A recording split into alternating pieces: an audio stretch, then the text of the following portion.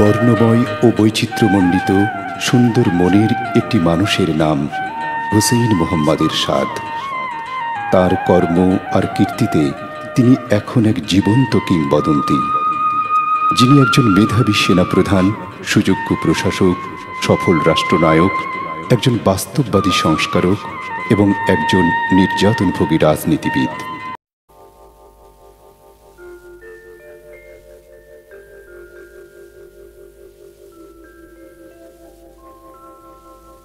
দুর্যোগের অমানিসা পেরিয়ে ৩০ লক্ষ বুকের রক্তের প্রতিদানে একদিন এই মাটিতে জন্ম হয়েছিল একটি লাল সূর্যের, যার নাম বাংলাদেশ।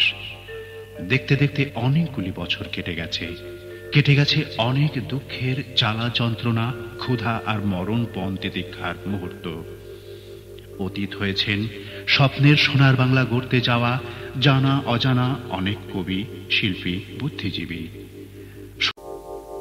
ঝড়, বন্যা, জলোচ্ছ্বাস প্রভৃতি প্রাকৃতিক দুর্যোগ বাংলাদেশের নতুন কিছু নয়।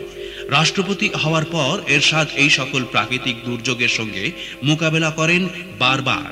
ঝড় জলোচ্ছ্বাসে ঘরবাড়ি ফসল হারিয়ে দেশের জনকুলে যখন ত্রাহি ত্রাহি রব উঠেছিল, ঠিক সেই মুহূর্তে হুসেইন মোহাম্মদ এরশাদ বন্যা কবলিত জনগোষ্ঠীকে উদ্ধার করার জন্য স্বেচ্ছাসেবীর ন্যায় ঝাঁপিয়ে পড়েন।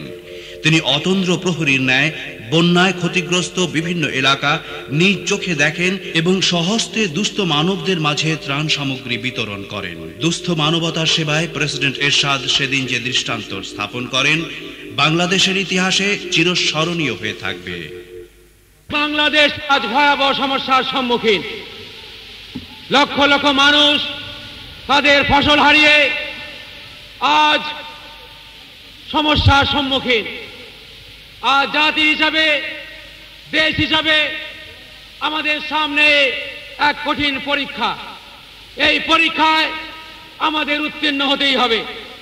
আমরা সম্মিলিতভাবে সকলের প্রচেষ্টার মধ্য দিয়ে এই সব দুস্থ মানুষের পাশে দাঁড়িয়ে তাদের মুখে হাসি ফুটিয়ে দেশের এই বিপুল সমস্যাকে আমরা সমাধান করতে চাই।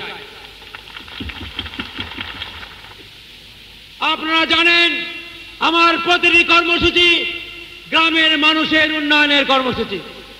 আমার প্রতিটি কর্মসূচি আমার কৃষক ভাইয়ের মুখে হাসি ফোটানোর কর্মসূচি। তাই আমার মূল নীতি, আমার মূল স্লোগান ৬৮,০০০ গ্রাম বাঁচলে বাংলাদেশ বাঁচবে। সেই ৬৮,০০০ গ্রামের মানুষের কাছাকাছি আমি এসেছি তাদের বলতে, তোমাদের ভয় নেই, তোমাদের বিপদে আপদে আমি আছি তোমাদের পাশে। তোমাদের চোখের জল আমি মুছিয়ে দেব, তোমাদের বিধ্বস্ত বাড়িঘর আবার নতুন করে গড়ে তুলব, তোমাদের পেটে আবার আহার তুলে দেব, তোমাদের পরনে আবার কাপড় দেব।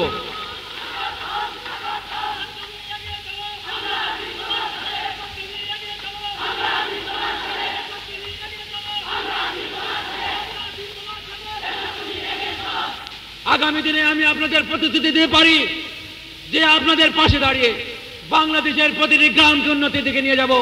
আপনাদের পাশে দাঁড়িয়ে আমাদের প্রতিশ্রুতি পালন করব। সে প্রতিশ্রুতি হলো নতুন সমাজ ব্যবস্থা গড়ে তোলা, সে প্রতিশ্রুতি হলো নতুন বাংলাদেশ গড়ে তোলা।